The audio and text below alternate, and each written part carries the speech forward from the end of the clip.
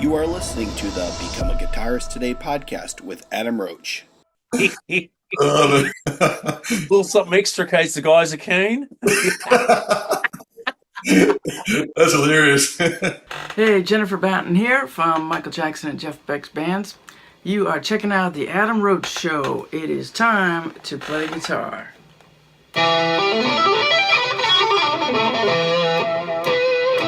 All right, so you guys are coming down for the Band of the Long Weekend tour. Was it next month? Yeah. Late October. Yeah. Into November. And yeah,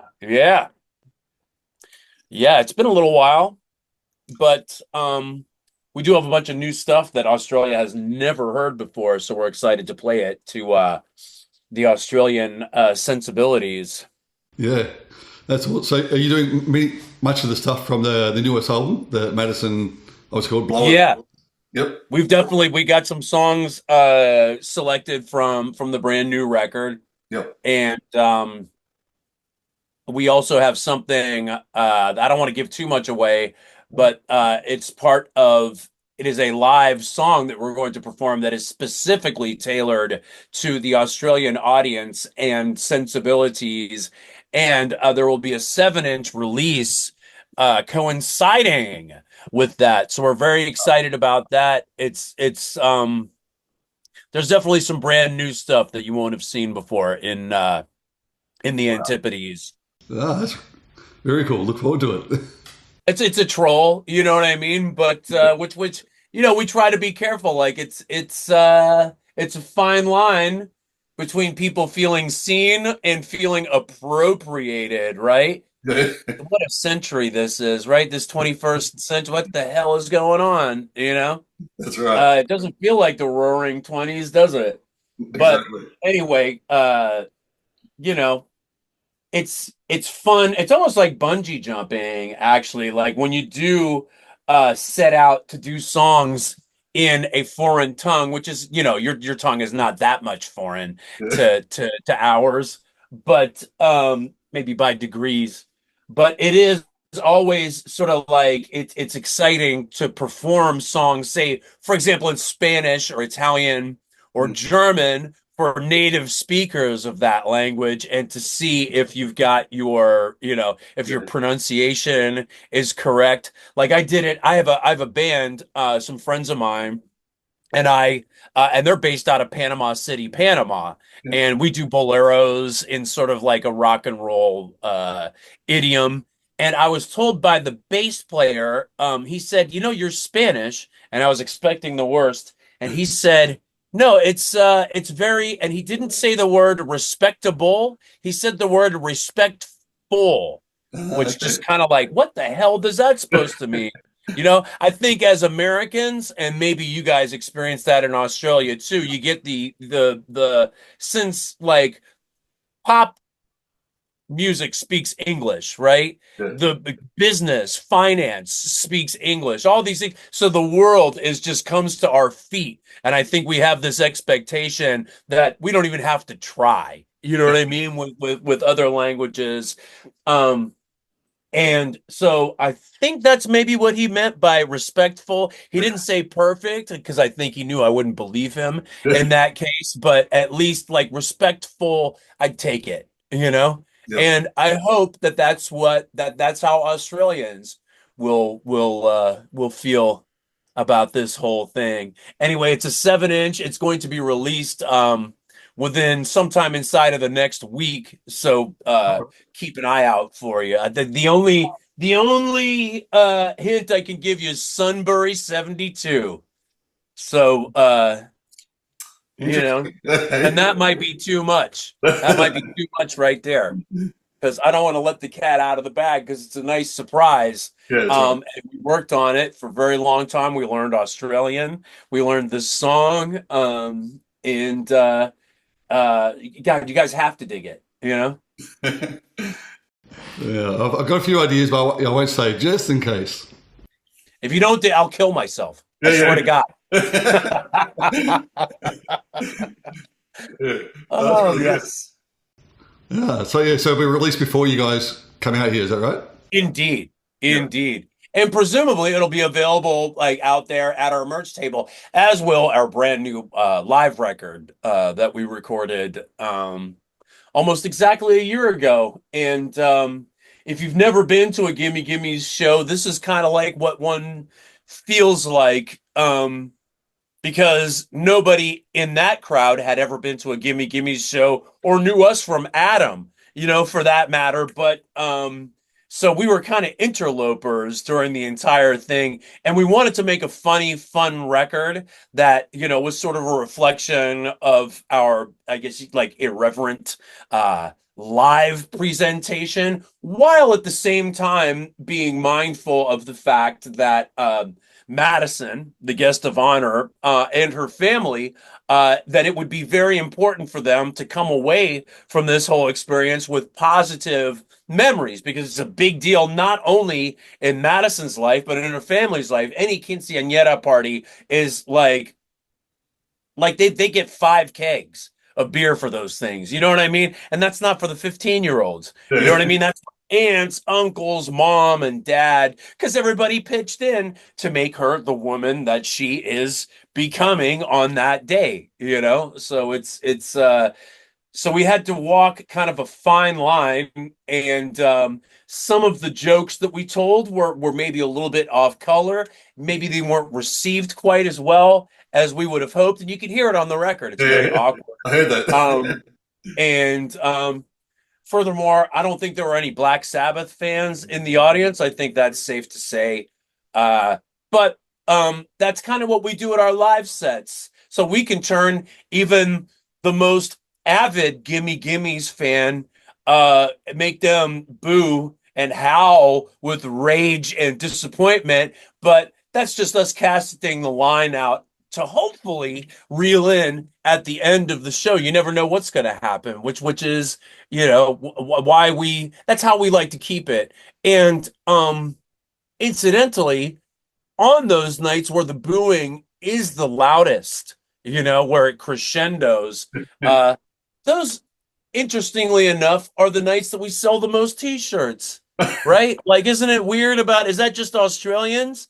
Or just Australians and Americans, or something about the human animal that, like we don't like wholesome jokes from our comedians either. Like Jim Jeffries is one of the biggest comedians in the world, not just Australia. And I would argue that he takes pages out of the classic American comedy book, which to me is that you can never recognize whether this person means what he's saying, what he or she is saying. So you're never on terra firma. So it's kind of like this roller coaster ride of like, should I be offended by this? Yeah. Should I be laughing at this? So we try to keep the audience guessing in that regard long after they've left the show. You know what I mean? And what better than the dwarves to bring out to keep the people guessing? Am I offended? Is this problematic? Is it entertaining? Is it like, I don't even know anymore? But I don't know. Someday, is this stuff gonna go away someday? Like, I don't know, man. Like, I'm pretty left wing. You know what I'm saying? Like, I'm not ashamed to admit it. At least in as much as there is an actual center to which there is a left or a right of. I just like have ideas about the way I think the world should run. But goddamn, there's a lot of friendly fire out there, isn't there? That's right. But going back to that gig though for Madison's, the opening up with that Changes, it was a great song by Ozzy. Do you think Yes. So did those parents, did they actually pick the songs, or did you guys just thought what's best for the occasion? Well, so we just picked the songs, and in some cases where we tried to make a square peg fit in a round hole was with the songs that we knew we were supposed to do at a quinceañera. Like, I looked up the songs that quinceañera bands that play these kinds of events all the time, what they are expected to play. There's like a Julio Iglesias song, De Niña a Mujer, which is the words, to use a 21st century adjective, I would say are a little problematic. You know what I mean? But I try to imagine that it's the POV the singer was a child when she was a child. So when he watched her grow into a woman, he was also growing into a man. He was not some kind of weird, creepy uncle like hanging out on the periphery, like, wow, what a woman you've become. Because that's kind of creepy, right? But like, it's a song that's played at quinceañeras, I guess, pretty much since it came out. And there's another one, La Última Muñeca, which is it means the last doll. So dad goes out to buy a doll for his daughter's birthday, and he comes home and he sees that she's made up, that she's growing and developing into a grown woman, and he's got the doll behind his back and he doesn't even give it to her. And he cries a little tear for the end of an era, and then also celebrates sending his daughter off onto the voyage of adulthood. Man, so these are like serious themes. So we knew we had to do a little bit of that, and a lot of these songs were in 3/4 time, because a lot of Mexican songs are like waltzes, so we had to put them into 4/4 time into our idiom. And then, given that the event itself was the theme, we were free to choose whatever we wanted. We weren't constrained to one specific theme, which can be really hard. Like God, we got 7 good songs, and then who's another diva? You know what I mean? Like we did a whole record of it can be, it can be kind of difficult and kind of limiting. But no, in this case, we just sort of, if a song takes more than 15 minutes to get, to get something good, then we're probably barking up the wrong tree. Yeah. In our experience. Yeah. So do you think that the parents realised, or anyone in the audience realised about changes, like with the lyrics, how, pretty much talks about what she's going through, really, going through the changes? Right, even though I think Ozzy was singing about something completely different. Right. I think it was a breakup, a bad breakup or something that he didn't want to happen. No, maybe they got it. Maybe they thought that we were taking the piss a little bit. Because I'm embarrassed to say that I sort of forgot what the event was at the very beginning of it. And I didn't mean to show any disrespect, but eventually I figured out where I was and what I was there for. And I think they may have still been kind of reeling from that, and obviously not familiar with Black Sabbath, and maybe not fans. You know what? It seemed like it took until the ABBA song did pretty well.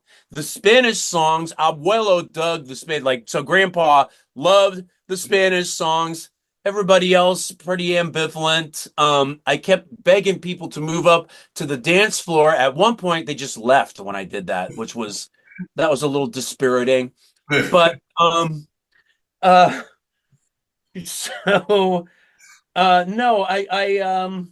it took until Olivia Rodrigo, which was that was actually John Reese's suggestion.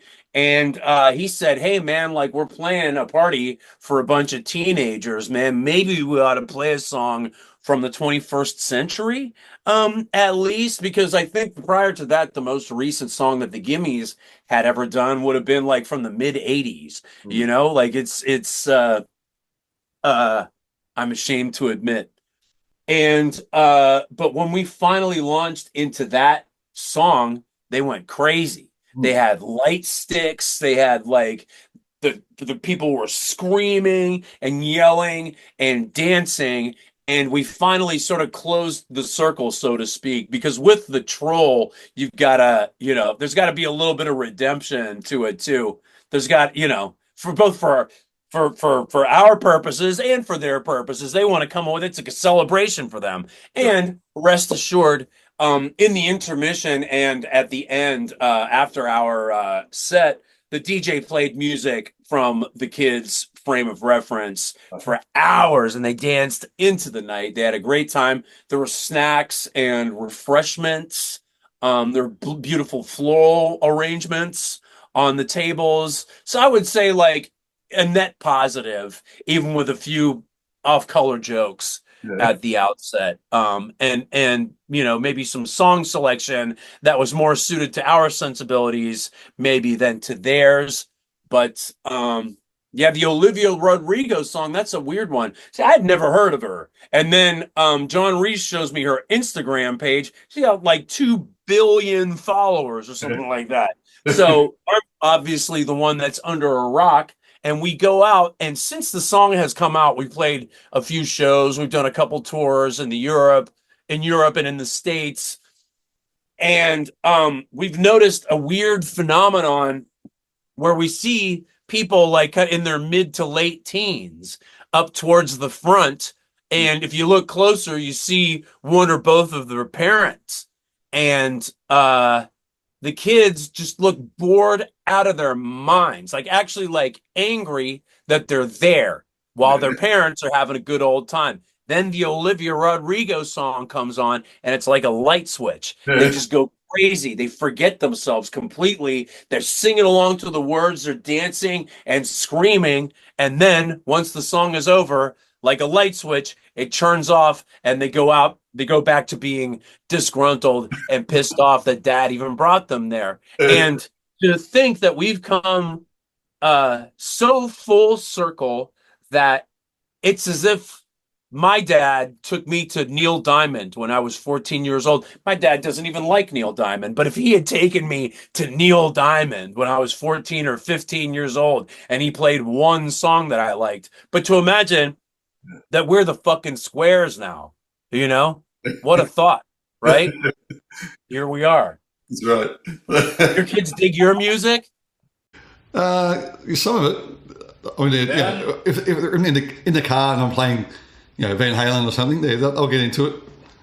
So but a lot of my friends, their kids love horrible music that they completely disapprove of, and just like won't even acknowledge, the fact that their kids are listening to this music, because I guess people from our walk of life can be a little bit precious about, because you can feasibly say that like underground alternative culture, punk culture, metal, whatever you want to call it, like it saved our lives. So we're naturally like precious, and we like hold it in this, maybe unrealistically high esteem, when, if you think about it, punk is just this blip on a larger rock and roll timeline. I think you as Australians understand that as well as anybody. Like Radio Birdman, like all that there was before that was the Stooges and the Velvet Underground.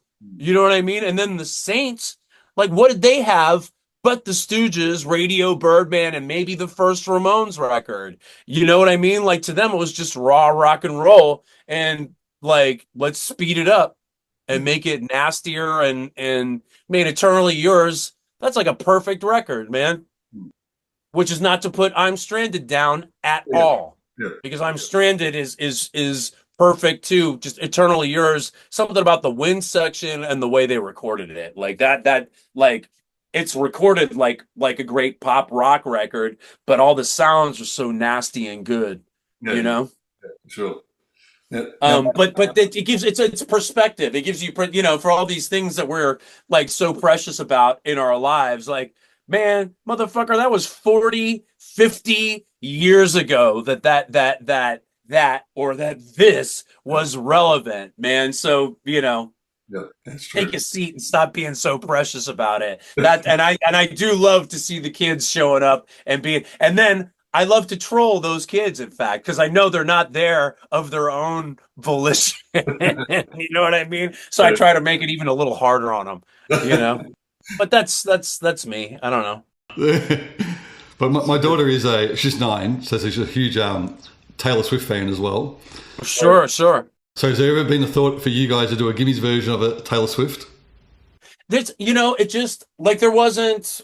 I mean, never ever say never ever, because like I would never have ever countenanced the idea of an Olivia Rodrigo song. Not that I have anything against her, but just that I didn't know it. I didn't know what I could add to it. Like there are songs like I could also say that about songs that I love and that I am very precious about. Like we did an Easy Beats cover, and I don't know that we necessarily added anything to that, you know. Like I Right. love the Easy Beats, and I'm sort of precious about like a Stones song. Were we to do like a Rolling Stones song, all we would do to it would be to make it clownishly fast. Yeah. Like it wouldn't add, in fact, it would only detract from it. And sometimes with pop songs, I just sort of feel as though I don't really have anything to add with to it. I don't know if I can even sing it with my voice, you know, because I'm the salesman, so to speak. You Yeah. know, like, man, I'm not an artist. Like these are covers. I'm a hack. You know what I'm saying? So like, but if I can't sell it, like why? You know, what's the point? Again, never ever say never ever, Yeah. however, because you know, the right Taylor Swift song, like there's nothing stopping us. Mm. And she recently came down on the side of reason and at least here in the States, boy, we got a crazy year ahead of us, man. We're all trying not to think of it. We're all collectively on whatever side we're on, we're all collectively trying not to think about what's going to happen at the end of this year or at the beginning of next year. Could be existential, you know? Yeah. Nothing lasts forever, right? That's right. Exactly. But you know, Yeah. and that's, I mean, when I say that this the side of reason, I'm obviously not naive enough to think that it's more than you know, supporting the person that'll do the least harm. But here we are. I did appreciate her saying that. I did appreciate her weighing in and make, you know, I don't know what it cost her, you know, but it's you know. So yeah, just for that, Yeah. uh Maybe. I'll cover a song. Yeah. Does that make sense? Yeah, yeah, definitely. Like just you know, like maybe if she had done something bad, Yeah. you know, then the Gimmes would record a Taylor Swift song. Like I'm not sure we're doing her or anybody else any favors, you know. I think like with like licensing law, like as far as an audio recording, we're well within our rights, I believe. Like I think it's when you sync it up to video, which by the way, we do have a lot of great video capture from the quinceañera birthday party. We're just figuring it out because that's where it changes. It's a so-called sync license where Okay. you have you're syncing the words to somebody else's song, and then you got to pay the estate of Juice Newton, you know, Yeah. quite a bit of money, presumably, but Yeah. in some cases it's going to be worth it because what I like about the record um, is um, what I like about a lot of records, and I hope that this record sort of has just a hint of that, which is when you listen to a record, even a record recorded in the studio, you're sort of like you're listening to an event which is like a spark of creativity between a handful of people, musicians, sound engineers, producers, etc. And that's like an event that sort of snowballs through time and sort of takes on like mythic resonance. And you fill in the blanks naturally. Like you can't help it. The human mind can't help but do it. But what I think sets certain records apart from other records is how much it how much we misinterpret what goes on, and that gives it a life of its own. I believe that's kind of maybe a metaphysical uh, kind of statement, but I truly believe that like that the energy that people put into studio recordings, um, that that becomes that we receive it, we interpret it, we misinterpret it, we add our own erroneous context to it. And so this for us was just sort of like a cheat code because it was an actual event. You know, like we played an actual like awkward, tragic, comic you know, event Yeah. that was of great importance to this family. It was of great importance to us. Like we wanted to have a great, you know, we spent a bunch of money to record and to get it done well enough that we could release it as a live record. Um and what was I going to say? It it was like a cheat code because it was an actual event, but what you imagine, what the human mind can't help but imagine happening is almost guaranteed to be completely wrong. Hmm. But that's great because that means that it's that people are receiving it as something that's their very own. Yeah. Sorry, that's kind of a long-winded Oh, that's all right. description. Anyway, I hope that's what this record is. Yeah. That even if even if every song is not your favorite song, that you come away that you are transported to a different place for a little while, and then then you come back home, Yeah. maybe changed a little bit, maybe a little worse for the wear, maybe a little stupider, but you know, but that's rock and roll. Now, how about Oh boy. because in 2011 you released the Aussie one, was it Go Down Under? Yes. Yeah, with the Easy Beats tune on Yeah, it. You know what I exactly. mean? And I Yeah. love the Easy Beats. Yeah. They didn't deserve that, Any of those songs in the set list, the Australian tour? We may be doing Have You Never Been Mellow? This is an Olivia Newton-John song. I forget if Helen Reddy wrote it. I don't think Helen Reddy wrote it, but I know that Olivia Newton-John did that song. So may she rest in peace. Hmm. And man, someday we're gonna do a Kylie cover. I'm afraid to even touch those songs because once again, I don't want to detract from those like magical songs. There's the Na Na Na song, which is like Oh, yeah. subversive. That's a transgressive song. You know what I mean? If you listen hard enough, not to necessarily to the words or anything, but like she's a weirdo. She's a bona fide weirdo. And what's the last one that like I can't stop playing that song? Miss a Thing. Don't want to miss a thing. The Kylie song. Not sure. If I thought we could do that song justice, believe me, I'd get started tomorrow. Yeah. I want to say that was her hit in like 2020 or something like that.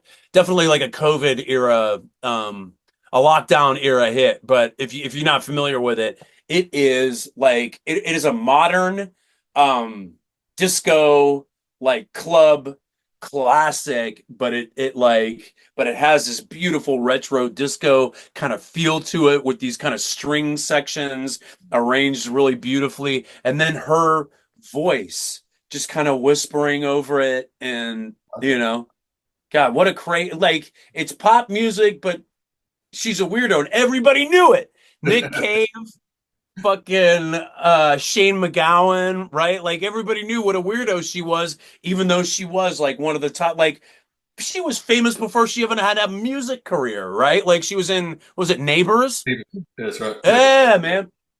Yeah. Incredible. I wanted to ask you because, as you say, I'm a big Van Halen fan. So, has there ever been any chances of a Van Halen song in the Gimmes? And that's where it gets kind of, maybe little guitars, like who knows? Like it's got to be something that's kind of like, so the most successful songs, at least to my mind, are the songs like a John Denver or Barry Manilow song that we dragged kicking and screaming from its original idiom into our own, and into a place that it never intended to be or never wanted to be. And I feel like the weird sort of irony, which I try not to cop to in my performance, like it sounds, it probably sounds kind of earnest, but it is just wrapped up in layers and layers of irony. Like I'm a child.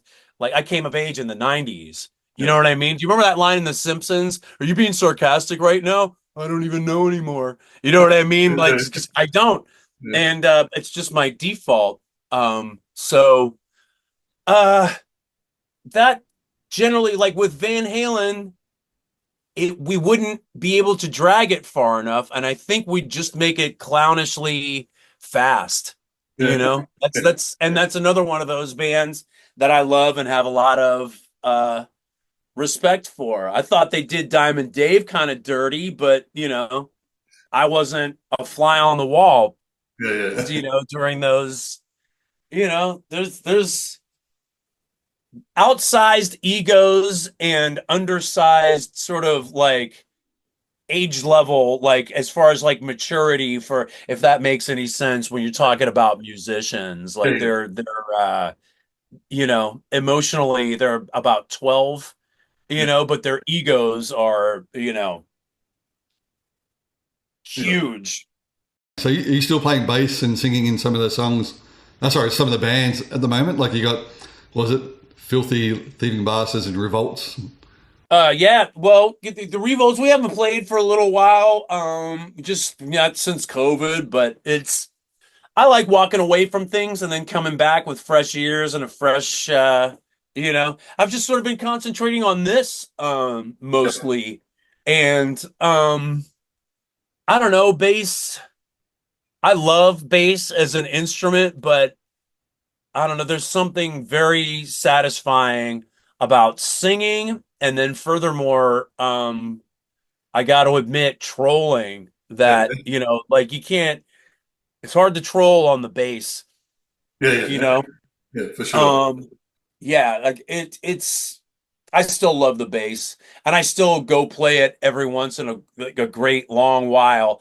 But what that makes me appreciate is how valuable a great bass player is. And Yeah. CJ Oh, is yeah. not only a great bass player, but just sort of when you turn and face him, he's such an imposing presence. And then you can't ever forget that he was a Ramon, Right. that he was a fucking Ramon. Like it's just, like that's never not there. Yeah. Well, actually, I had CJ on the podcast back in 2022, and we spoke a lot about you guys. And he was saying how when he first come to the band, it was actually challenging, to get that alternated picking. He said, but he said it was just so much fun. He was excited again to be playing, so it was just really good. Yeah, no, he's such a great travel companion, and he's always playing and like learning and experimenting. And then like I don't know if you would have any frame of reference, but he's like a salt of the earth, Northeast, East Coast dude, which, I live out west and I love it out here and I love my friends out here, but it's very different. I Yeah. moved from back east out here too. And so it's like a weird sort of thing where, you know, things that you thought were funny that had happened to people that were like maybe a little sadistic, but it was normal because Yeah. everybody around you is laughing at Yeah. the thing. And then you come out here, first of all, everybody tells you, hey, why are you yelling? And you're like, man, I'm not yelling. And then they tell, well, that's not funny, man. Well, like, yeah, it is, isn't it? Anybody? Nobody? And it is different. And he brings a little bit of that East Coast, just kind of salt of the earth, I guess you could call it. Um, like that dude's backstory, everything he's done in his life, like it goes, it includes the Ramones and much, much more. Yeah, for sure. Now, the last question I have for you. Now, I've got to be really careful with this one. The band you're in called Uke Hunt. So, Yes. no, is that still going? Uke, short for ukulele, hunt, like what Elmer Fudd does Exactly, yeah. Just don't say it fast. in the Looney Tunes cartoons. Yeah, well, no, you don't have to be careful out there. That's one of my favorite things about your culture out there is that it's not it's not like it doesn't just stop everything when you say it, That's right. And I'm trying to create that kind of environment here. But the way you got to start is you got to call men cunts. And man, you want to see somebody really offended in the States? When you call somebody a cunt, call a man a cunt. Boy, they really don't like that. Like that's not how it's supposed to work, But no, yeah. We started some recordings prior to COVID, and it's just been sort of getting everybody together and on the same page, and like family emergencies and just sort of being in survival fight or flight mode since the lockdown. It sometimes leaves less time for other projects than we would like, but yeah, no. And I won't even say never ever, because it's something I have every intention of finishing, but I have a lot of other partners in the project, and the stars will align and we'll have another release, and hopefully we'll be able to scare up enough interest to come out to the Antipodes one day. I Yeah. would really like that because I think they would really dig it out there. Not like the ukulele is a Pacific instrument, Yeah, that's right? Yeah, exactly. And you're playing the your show at the moment as well? Yes, I am. Yep. Yes, I am. And I'll be playing it, including on the song that I mentioned, on that live song, and on its coinciding 7-inch release. And I really hope you dig it. And that the Australian demographic digs it, because it was hand-picked, lovingly rendered, and but changed a little bit. Yeah. So I hope it was I hope you find it tasteful, respectful, and Yeah. and not appropriation. I hope you feel seen. God, I hate that word. Yeah. But it means something. Like it's totally real. Like if you play a German song in front of a bunch of German speaking people, and it's not like they have some sort of inferiority complex, you know what I'm saying? But you play a German song to German speaking people, they go crazy. Yeah. They love it, and it's gotta be feeling seen and appreciated. As much as I hate that word, I guess it's real. Yeah. Where are we playing? Is it the Northcote Theatre again? So in Melbourne, where are you playing? I think it might be. No, actually, is it the Forum or the Northcote? It might be Northcote. I can't remember. I think it was Northcote last time. Oh, was it? I love that neighborhood. Yeah. Like, Yeah. and the Victorian stuff. Like you don't see that kind of stuff in England. Mm. Like Australia was a showcase during that time for that style of architecture. And then something that I've really freaked out about before, and in fact, I had a friend out there, Nigel Melder, that actually got me a whole book of was it Melbourne or Victoria in general, Art Deco buildings. Right. Yeah. Beautiful examples of that stuff that don't look anything like LA or Miami, or you know what I mean? Just gorgeous. No, very cool. Yeah, but no. Yeah, I can't wait. Yeah. I mean, it's not long now, so just over a month. You guys will be here. So you got the Brisbane, Gold Coast, Newcastle, Canberra, Sydney, Torquay, Melbourne, and Adelaide, Perth. Yep. Oh yeah, Perth. Actually, I heard one of your stories from Perth. Another interview you were talking about Bogans doing something, which I'm not sure what it was, but in Perth. Oh, well, I don't want to be indiscreet. It was, we were looking for, combustibles, I guess you could say. I don't want to get myself or yourself into any sort of legal quagmires, but when it was given to us by a second party, it included, as they said, a little something extra in case the guy's a cane, and it was a young girl's plastic clasp sort of box with Hello Kitty stickers and stuff like you'd see on a high school girl's locker. Yeah. And I opened it up, and there were 2 hypos and an arm strap. You know what I mean? Wow, man, it really is a gateway drug in this country, huh? And so I closed it immediately and didn't tell anybody else in the vehicle about it, and just sort of passed it around. And everybody had that same moment where they kind of gasped and closed it. Little something extra in case the guy's a cane. That's hilarious. Well, that wasn't Perth. That was Adelaide, actually. Oh. So, definitely in character, right? I've been there, and I'm not casting aspersions. Look at where I'm from, man. You know what I'm saying? But yeah, Adelaide was definitely, you were definitely in character. I would not have been surprised to have something like that happen in Perth either. Yeah. I must say. Ooh, so dry and bright. A lot of drifters too. A lot of drifters. A lot of layabouts, which is, I live in San Francisco, California. Like we're world famous for that kind of thing nowadays. And it's not as bad as the people would have you believe. There's definitely an agenda attached to like they don't want they think that blue politicians don't know how to run blue cities, and they're half right, but it's not because they're far left, it's because they're centrists. Yeah. That's my opinion. That's my fucking hot take.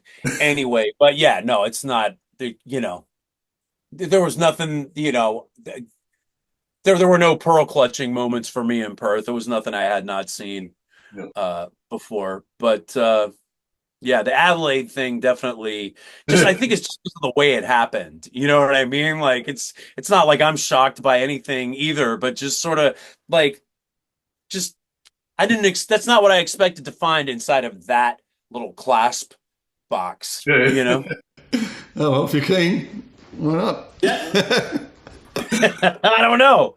Am I? Oh, that's hilarious.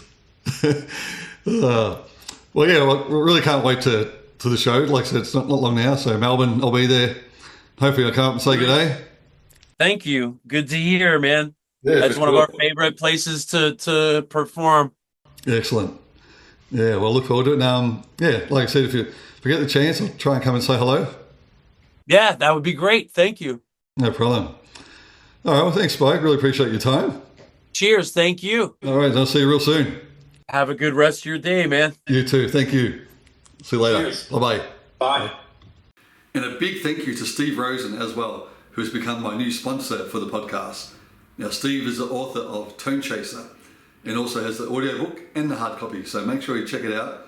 It's really incredible stuff, and especially the audiobook, which has got all the audio from the interviews with Eddie Van Halen from 1978, I think the first one was, up until the next 26 years. It's an incredible book, so check it out.